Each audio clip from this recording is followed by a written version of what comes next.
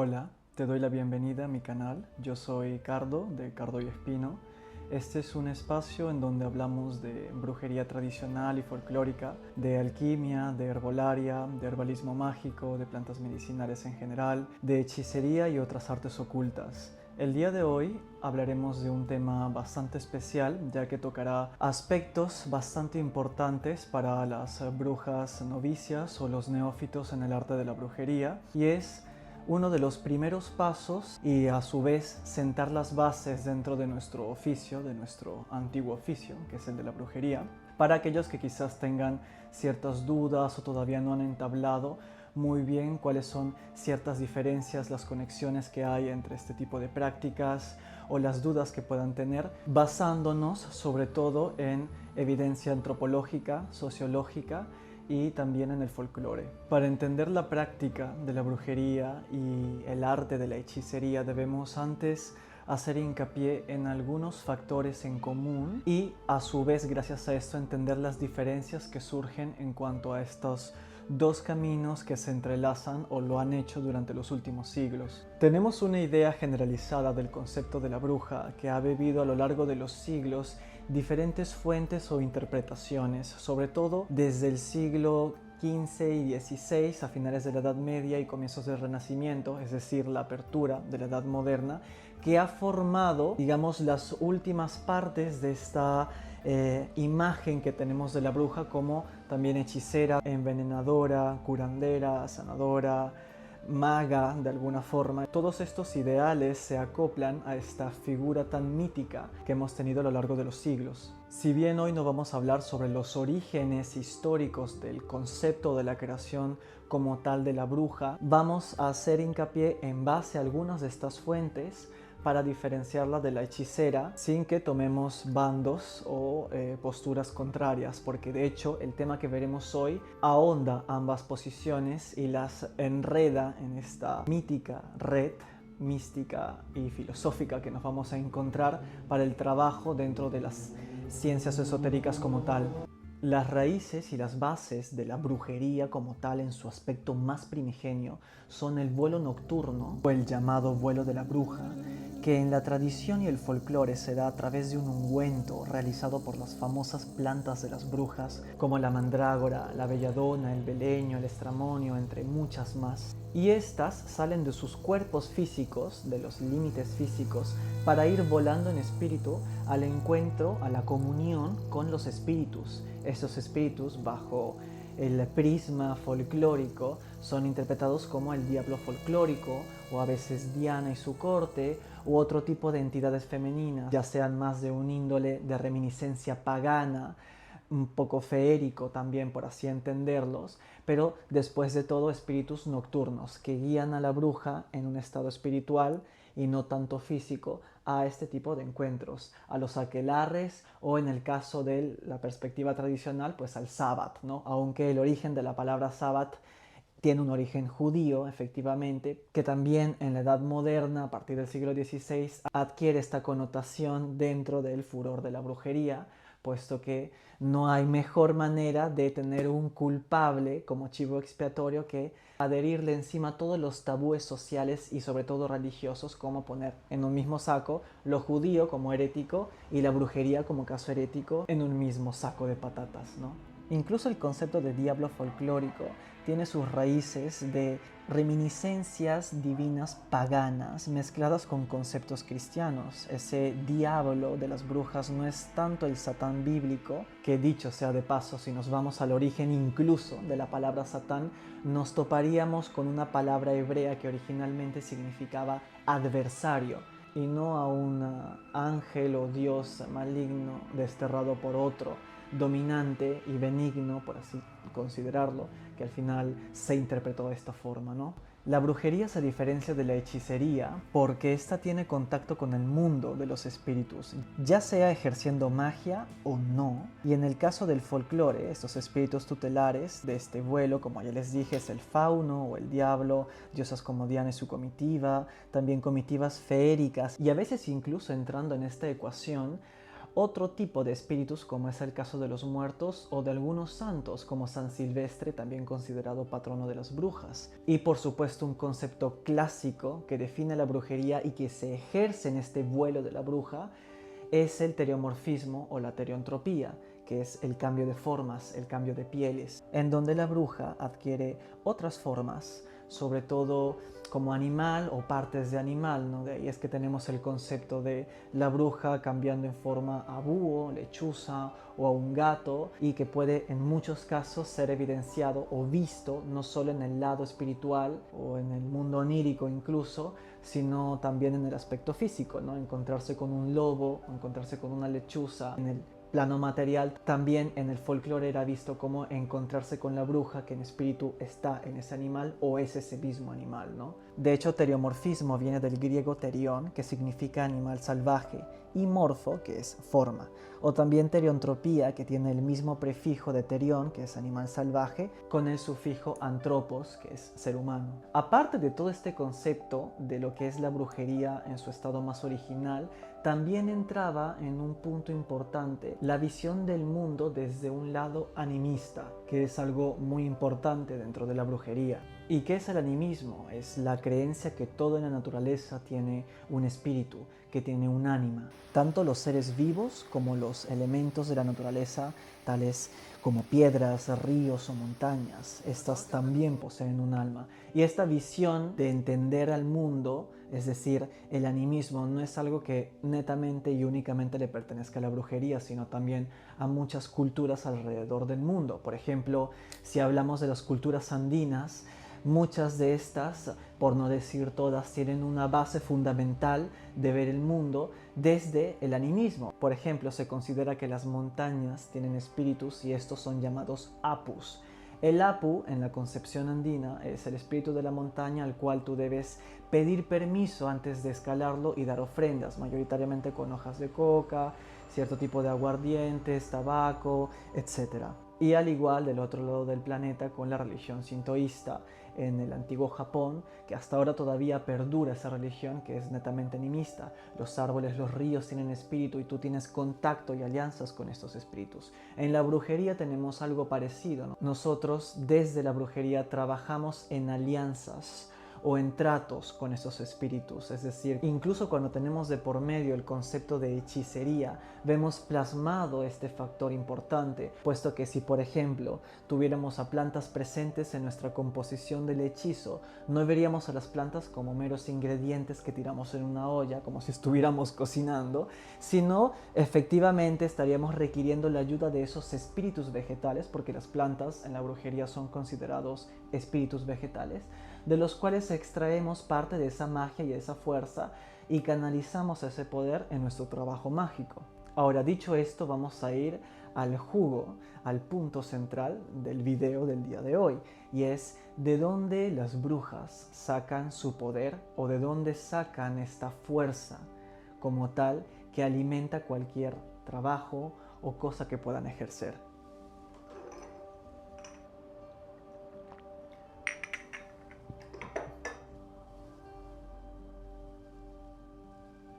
Hay muchas fuentes de las cuales las brujas canalizan esta fuerza, este poder, no desde una perspectiva de robar ni de tomar prestado, sino de conectar. Algo parecido quizás a cuando enchufamos un cable de un lugar a otro, pongamos el ejemplo de un televisor hacia la toma de corriente en la pared, no está tomando desde ese lugar en forma de robar energía, sino está sintonizando, está conectando. Justamente ese es el término que quizás deberíamos tener presente para entender cómo funciona este pasar de fuerza o poder que llega hasta la bruja. Entre las fuentes tenemos aspectos físicos como no tan físicos, como por ejemplo los lugares o los sitios, el tiempo o los tiempos, las fuerzas celestes, telúricas y tónicas y por supuesto el mundo de los espíritus. Pero también tenemos conceptos un poco más globales en cuanto a perspectivas esotéricas, sobre todo herméticas, de entender este flujo de fuerza, de poder, como por ejemplo el entendimiento del macrocosmos y el microcosmos. Pero ¿cómo esto lo aplicamos al tema de la brujería?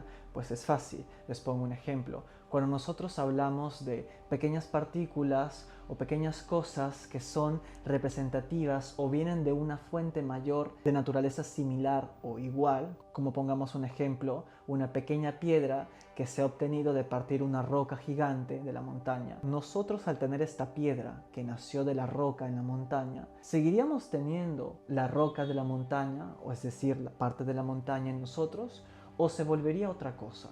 Esta partícula pequeña es un reflejo de esta otra cosa más grande, pero en medidas distintas, ¿o no? La hechicería y el arte de la magia han bebido de conceptos renacentistas que a su vez han tomado de los ideales clásicos de la antigua Grecia y Roma sobre el entendimiento del cosmos y cómo esto se ve plasmado en todas las cosas. Por eso es que bajo la tutela de la hechicería y la magia entendemos que existen unas correspondencias o como todo desde un aspecto macroscópico, como es el caso de las fuerzas celestes, ve reflejada en sí misma una emanación en el microcosmos, que es el plano de la materia en la que nos encontramos. Por eso es que hay plantas, piedras, objetos, cosas, personas, animales que tienen las mismas emanaciones, de alguna forma entendidas como reflejos opuestos de estas mismas fuerzas cósmicas que están en todo. Y cómo la brujería más clásica ve todo este entendimiento más perteneciente quizás al arte de la magia y a los aspectos más folclóricos de la hechicería que también ha tomado de esto, pues que vemos a la naturaleza como un eje serpenteante, en un estado cíclico y en constante movimiento, pero sobre todo de manera cíclica, puesto que entendamos que la brujería está intrínsecamente relacionada con la naturaleza en todos sus aspectos, no necesariamente en el estereotipo de lo que es considerado natural, porque evidentemente hay muchas cosas de la naturaleza que se tratan de obviar o evitar bajo un poco el blanqueamiento social que se tiene, ¿no? Evidentemente la muerte hace parte de la naturaleza también. Por eso es que la bruja, cuando se relaciona con la materia, les pongo un ejemplo, en este caso consigue una piedra de un río, o mejor aún, consigue una piedra ígnea, es decir, que se ha formado en el interior de la tierra, en el magma, ¿no? Bajo presión y calor. Estaría teniendo en esa pequeña piedra toda esa fuerza telúrica, toda esa reminiscencia magmática, casi volcánica, en un pequeño fragmento. Por ende, al momento de conectar con esas influencias, estaría conectando con esa energía primaria que viene desde el aspecto más magmático, más telúrico. Les voy a poner otro ejemplo. Si nosotros sacamos una gota del mar, ¿estaríamos todavía viendo una parte del océano o el océano en sí mismo, o sería otra cosa? Si nosotros tomamos una gota del mar, ¿este sigue siendo el océano o no? Es una incógnita con cierto roce filosófico, pero que evidentemente nos puede ayudar a entender que sea la materia como la unidad de esta engloba el todo de esta esencia, ¿no? La unidad, que es la gota, engloba ese todo que es el océano, ¿no? El océano está formado por múltiples gotas, es decir, la unión de todas las pequeñas partes en unidad, todas las gotitas forman al final el océano. El océano no existiría sin las gotas. Por ende, la pequeña partícula es este mismo océano. De ahí es que en la brujería y en la hechicería tomamos estos conceptos para entender cómo nos conectamos con esta dimensión de la materia, del cual hablaremos más a fondo antes de terminar este video.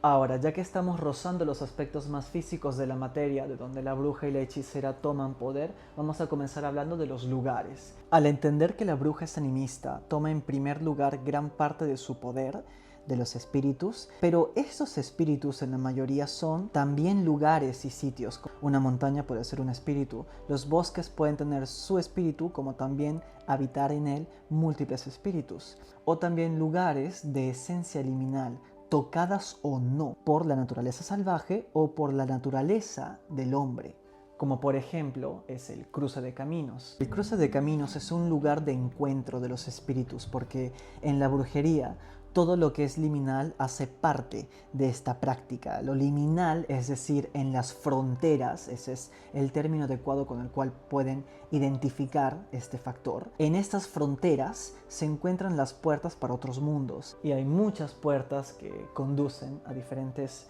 estados y lugares, y también conducen a múltiples tipos de espíritus y divinidades, por supuesto. También hay dioses que se encuentran en los cruces de caminos, en los cruces de mundos, que están presentes ahí. Por ende, el cruce de caminos es uno de estos lugares que la bruja se sirve para poder canalizar toda esta energía o en dónde llamar a los espíritus. Pero también tenemos lugares como los cementerios, que también representan una frontera. Es un lugar liminal entre la vida y la muerte, y es en donde moran y habitan otro tipo de espíritus, los espíritus de los muertos, ¿no? De los cuales también las hechiceras y las brujas se pueden servir para crear alianzas y trabajar con ellos. Visto así, también el mar es un espacio liminal que representa dos mundos.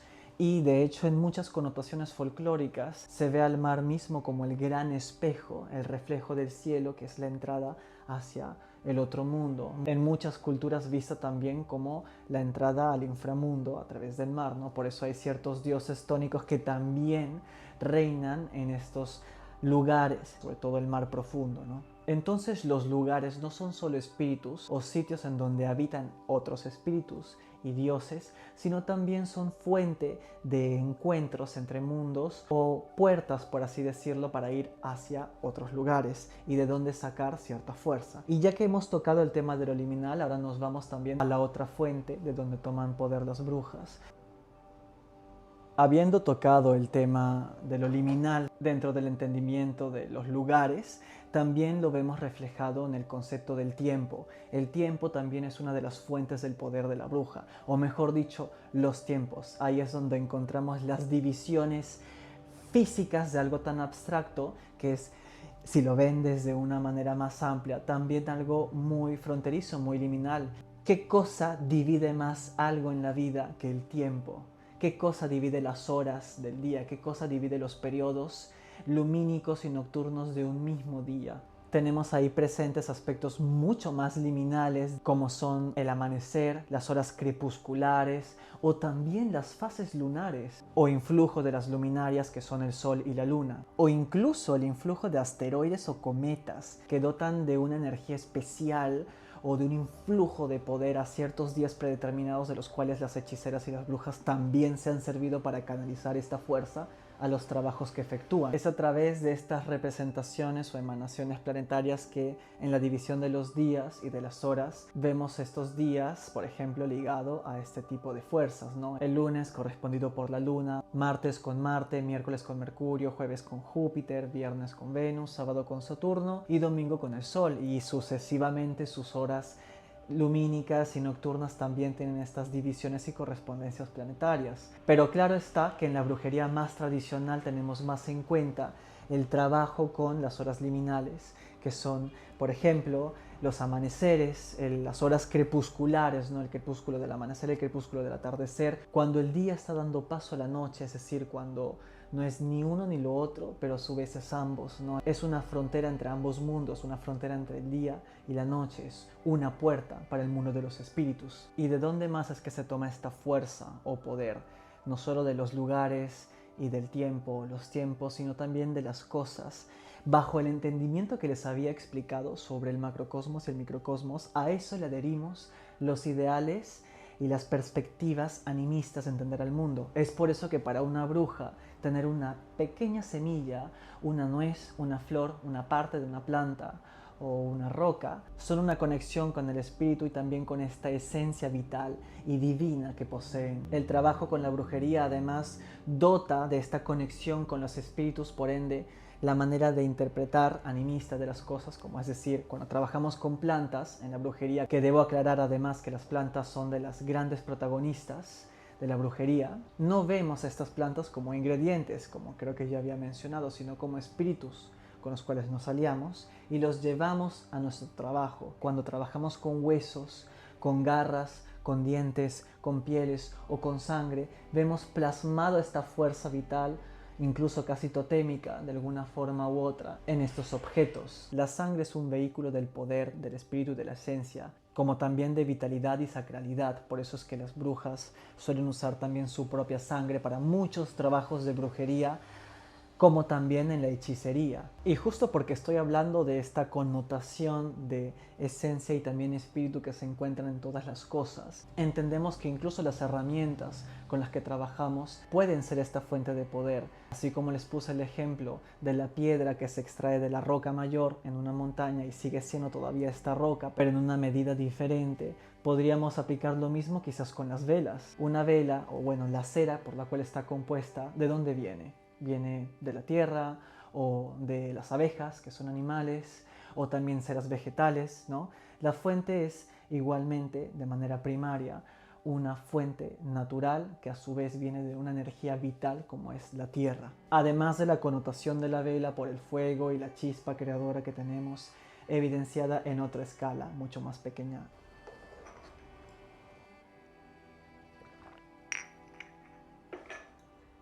Ahora, habiendo entendido que el poder se canaliza básicamente de todos los aspectos dentro de nuestro plano material, ya sean lugares o conceptos más abstractos como el tiempo y todo aquello que lo domina o lo divide, como también esa fuerza o poder lo sacamos de virtudes celestiales, telúricas o tónicas. Lo telúrico es lo relacionado con la tierra, todo lo que venga de aquella, y lo tónico, pues con aquello que es también de la tierra, pero con una esencia del inframundo, ¿no? Como también sacamos, o mejor dicho, canalizamos esta fuerza o poder de los espíritus, ya sea cualquier tipo de espíritu. Una planta es un espíritu también, pero también un muerto es un espíritu.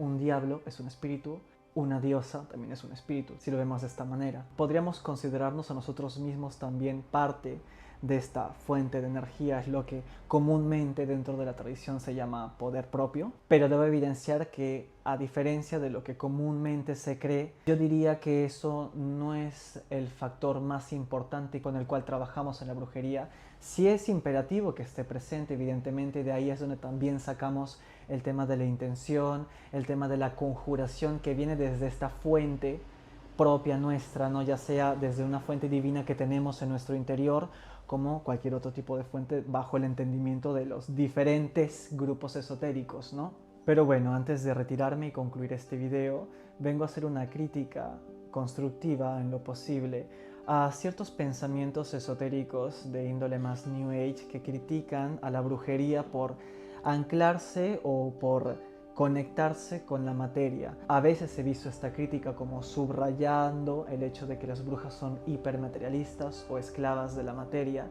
alegando estos conceptos malentendidos de filosofías orientales de un ascenso espiritual que se da únicamente por desanclarse o desentenderse de la materia, ¿no? Del mundo material. Digo malentendido porque muchas filosofías esotéricas de Occidente no han cuajado o entendido muy bien lo que estas filosofías orientales, espirituales, han querido evidenciar con lo que es el ascenso espiritual, o incluso en cuestiones como el karma, que Occidente ha entendido todo menos lo que realmente significa el karma, ya que lo ha puesto como una especie de virtud, castigo, premio en cuanto a las acciones de las personas, y no tiene que ver con eso el karma realmente. Muchas personas piensan que el ascenso espiritual viene de la separación de lo material o del plano de la materia, que es básicamente la dimensión en la que estamos. Pero yo podría alegar que incluso si lo vemos desde la Cábala, la materia es una dimensión espiritual más. Es la dimensión espiritual en la que estamos, el Marhut, que es donde existimos por algo, y no necesariamente existimos para negarla y desentendernos de su existencia, porque no tendría sentido ser para no querer ser. Necesitamos a la materia porque somos materias. Es una herramienta que podemos usar para nuestro ascenso espiritual sin caer, ojo, en el materialismo, porque ese sí sería una caída espiritual o un desequilibrio. Pero tenemos en cuenta que un desequilibrio del Marhut es justamente un rechazo a la materia, puesto que el rechazo a la materia y el materialismo son dos opuestos de una misma línea. Cualquiera de los dos lados son desequilibrios. Una espiritualidad que rechaza la materia es una espiritualidad que rechaza una parte de la creación de la divinidad, del todo. Porque una parte de la luz infinita que está en todo este plano y que lo formó, la luz infinita como concepto de Dios sin encasillarlo en un ser de género masculino, porque evidentemente no tiene género ni rostro, es luz literalmente. Rechazar a la materia es rechazar una parte de esa luz infinita, porque la materia también es esta luz infinita. es divinidad también. Las brujas, cuando utilizamos herramientas, materia, ya sea vegetal, animal, objetos como velas, candelabras, etcétera, etcétera, no estamos separando lo divino de lo físico. Estamos confluyendo ambos en un mismo camino, no los separamos. Bueno, dicho esto en cuanto a la materia y nuestro plano de la materia y cómo las brujas también se relacionan o canalizan esta dimensión a su manera, bajo su práctica, doy por concluido el video de hoy. Espero que les haya gustado. Este podríamos decirlo que es un fragmento de las clases que doy sobre brujería tradicional y sobre herbolaria en las artes de la brujería, que mayoritariamente mis clases duran como 3 o 4 horas. Y evidentemente la conversación es mucho más amplia y profunda, cosa que no puedo hacer en YouTube porque primero que todo el tiempo se nos va y segundo que todo pues no nos alcanza el tiempo. Pero si están interesados en profundizar pueden ponerse en contacto conmigo a través de mi cuenta de Instagram, que es Cardo y Espino, todo junto, o por mi correo electrónico, que es cardoyespino@gmail.com. O en todo caso me escriben por mensajes o comentarios aquí en YouTube. Me interesaría mucho saber vuestros puntos de vista en cuanto a lo dicho, en cuanto a este razonamiento, sobre todo en los conceptos últimos de la materia y cómo esto se aplica en nuestras prácticas. Si me lo quieren hacer ver, pues bienvenidos sean los comentarios y podamos crear un debate bastante interesante y adecuado. Un saludo.